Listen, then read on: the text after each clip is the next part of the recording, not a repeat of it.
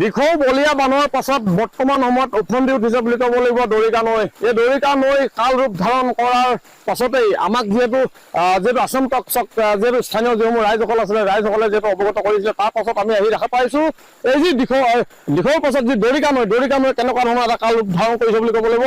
যিহেতু মোৰ সতীৰ্থ আছে, মোৰ সহযোগী আছে, মই প্ৰথমতে এইফালে দেখাবলৈ কৈছোঁ যে কি এই ৰাজপথৰ ওপৰেদি এনেধৰণে পানী নিগৰি গৈছে যে পাৰ হৈ গৈছে এক অকল্পনীয় বুলি ক'ব লাগিব। এই যিহেতু সমগ্ৰ যি অঞ্চল আছে, যিহেতু ভাড়া অঞ্চল, যিহেতু খেলুৱা ব্লকৰ পৰা যিটো যি ৰঘুগুৰি যিটো সংযোগী যিটো পথ, সেই পথটোৰ মাজত যেন বৰ্তমান সময়ত একাঠু পৰ্যন্ত পানী। আমি খুব কম সময়ত আমি আহি পাইছোঁ, যিহেতু ইয়াতকৈ আৰু ভিতৰত যাবলৈ আমাৰো যেন ক্ষমতা নাই বুলি মনত ক'ব লাগিব। যিহেতু দৰিকা নৈ মোৰ কাষতে আছে, এই দৰিকা নৈৰ পৰা যি পানী নিগৰি আহিছে, এই নিগৰি অহা পানীয়ে যেন অশনি সংকেত কঢ়িয়াই আনিছে বুলি ক'ব লাগিব সমগ্ৰ যি এই অঞ্চলবাসী ৰাইজৰ বাবে। যিহেতু মোৰ সহযোগী মই পুনৰ দেখাবলৈ কৈছোঁ, চাওক ৰাজপথৰ ওপৰত কেনেধৰণৰ এটা বিভীষিকাময় পৰিৱেশ বুলি ক'ব লাগিব। এই দৰিকা নৈ যিহেতু উফন্দি উঠিছে তাৰ পিছৰ দৃশ্য আমি দেখাই আছোঁ যে কি খুব কম সময়ৰ ভিতৰতে এনেধৰণে যিহেতু পানী নিগৰিছে, এই পানীক লৈ যেন আশংকিত বুলি ক'ব লাগিব সমগ্ৰ অঞ্চলবাসী। মোৰ লগত যে কেইবাজনো যিহেতু স্থানীয় ব্যক্তি আছে, মই তেখেতলোকৰ পৰা জানিব চেষ্টা কৰিম। তাতে যদি অকণমান যদি আগুৱাই আহে মোৰ সুবিধা হ'ব। সকলোকে কৈছোঁ অকণমান আগুৱাই আহক। যিহেতু আজি যিটো এই যি ঢল আপোনালোকৰ ইয়াৰ পৰা আজি যিহেতু ৰাস্তাৰ ওপৰেদি পানী নিগৰিছে, কোনজনে ক'ব, আপুনি ক'ব কি ক'ব এই সময়ত আপোনালোকৰ কেনেকুৱা এটা দুৰৱস্থা মানে আমি ক'বলৈ একো ভাষাই নাই।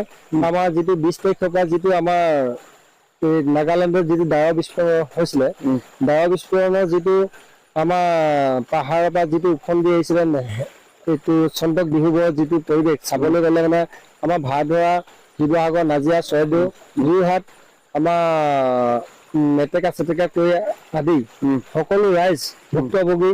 আমাৰ শিৱসাগৰ জিলা অখিলগুৰি ডাঙৰীয়া ঘৰতো এডিঙি পানী। আমাৰ বিধায়ক শ্ৰী যুত প্ৰশান্ত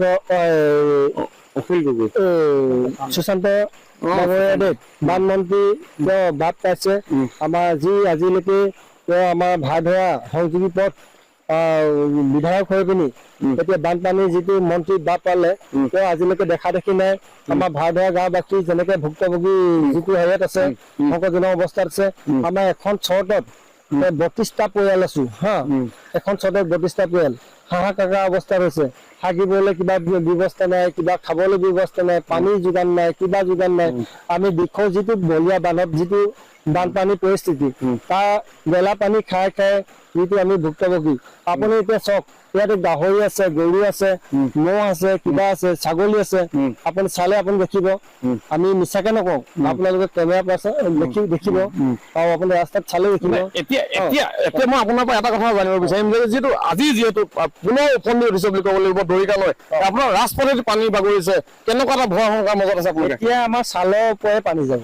ছালৰ ওপৰে পানী যাবলৈ হ'লেতো আমাৰতো চৰটো নাথাকে, কোনো নাথাকে মানে এতিয়া হাঁহ ছাগলী কিবা কিবি কুকুৰা চুকুৰা মাৰি মেলি খাই মেলি আমি আৰু এইটো তুৰি টোপোলা বান্ধিবও নালাগে। মুঠতে যিখিনি এতিয়া ৰিলিফৰ বস্তু দিছিলে যে ধেমাজি পৰা কেৰেলা পৰা আহি, তামিলনাডু পৰা আহি বা চালমান খানে আহি দিছিলে, আমি এতিয়া মৃত্যু মুখলৈ আমি পৰিণত হৈছো। মানে আপোনালোকৰ ভৱিষ্যত জীৱন অন্ধকাৰ। হয়, ধন্যবাদ জনাইছোঁ আপোনাক। দাদা, মই আপোনাৰ ওচৰলৈ আহিছোঁ। আজি যিটো বান পৰিস্থিতি, এখেতে কৈছে যে কি মৃত্যু মুখলৈ যোৱাৰ যেন আগজাননী বুলি তেখেতে এটা উদাহৰণ দিছে। কি ক'ব এনেধৰণে যদি পানী যায়? মই পুনৰ এইফালে দেখাবলৈ কৈছোঁ যে দেখা পাইছে এনেধৰণে ৰাজপথৰ ওপৰে যেতিয়া পানী বাগৰিছে, জেওৰা জপনা যেন সম্পূৰ্ণ ধ্বংস কৰি পেলাইছে বুলি ক'বলৈ গ'লে ভাড়াধৰা অঞ্চলত। তেনে ক্ষেত্ৰত দাদা আপোনাক মই সুধিছোঁ, যিহেতু যি বান আহিছিলে প্ৰথমতে, যিটো বলীয়া বান আছিলে, দিখৌ হওক, দৰিকা হওক, দিচাং হওক, তিনিখন নৈয়ে কাল ৰূপ ধাৰণ কৰিলে। আজি পুনৰ দৰিকাই অন্যতম মূৰ লৈছে বুলি এই মুহূৰ্তত আমি ক'ব লাগিব।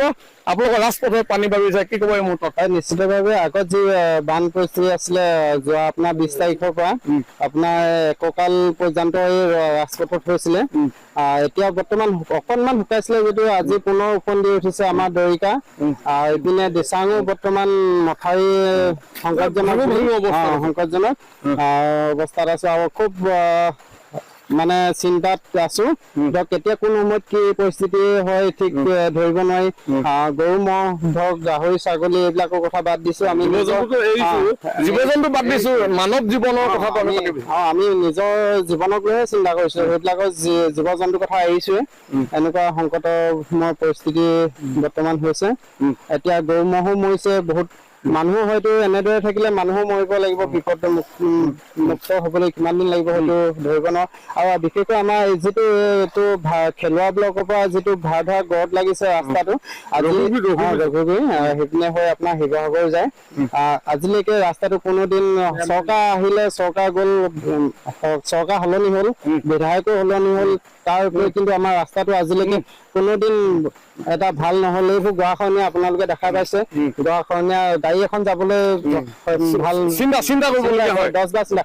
আপোনাৰ আগলৈ গাড়ী যাব নোৱাৰে চাৰিচকীয়া গাড়ী যাব নোৱাৰে এতিয়া কোনো পধ্যে যাব নোৱাৰে ৰিলিফ আহিছে যদিও আমাৰ ইয়াতে ধৰক গাড়ী আহিব নোৱাৰে আধা ৰাস্তাৰ পৰা উভতি যায় আৰু তেওঁলোককো দুখ দিব নোৱাৰি কাৰণ সহায় কৰিবলৈ আহিছে কিন্তু ৰাস্তা বেয়া হলে কোনো গাড়ী আহিব নোৱাৰে বা সকলোৱে তেওঁলোকো আহি সমস্যাত ভুগিব নোৱাৰে ঠিক তেনেকুৱা ৰাস্তাটো আমাৰ বিশেষ প্ৰয়োজন ৰাস্তাটো এনেকুৱা ধন্যবাদ জনাইছো সুশান্ত বৰগোহাঁই কি ক'ব ৰাস্তা পদূলিৰ পৰা আপোনালোকৰ যিটো এতিয়া বৰ্তমান সময়ত যিহেতু পানী বাগৰিছে দৰিকা নৈ আপোনালোকৰ সম্পূৰ্ণ যিটো অঞ্চল আছে অঞ্চলৰ জনজীৱনৰ প্ৰতি ভাবুকি সৃষ্টি কৰিছে দৰিকা নৈ কি ক'ব আমাৰ এই ৰাস্তাটো আপোনাক কেমেৰামেন দেখাবলৈ ৰাস্তাটো চাওক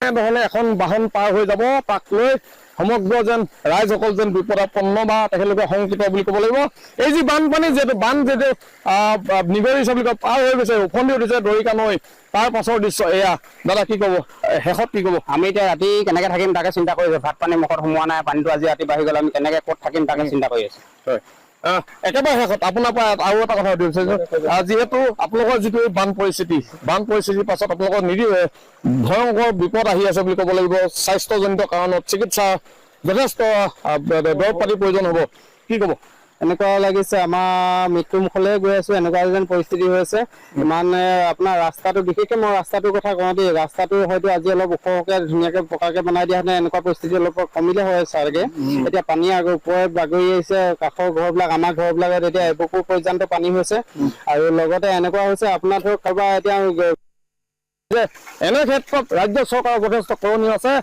যিহেতু মন্ত্ৰী মহোদয় যিহেতু আপুনি নতুনকৈ যিহেতু এই নৱ নিৰ্বাচিত মন্ত্ৰী আপুনি সুশান্ত বৰগোহাঁই ডাঙৰীয়া যদি আপুনি যদি চাই আছে আসাম টক্স চাওক আৰু লগতে এখেতলোকৰ যি বন্যাত্ম যিসমূহ হাহাকাৰময় অৱস্থা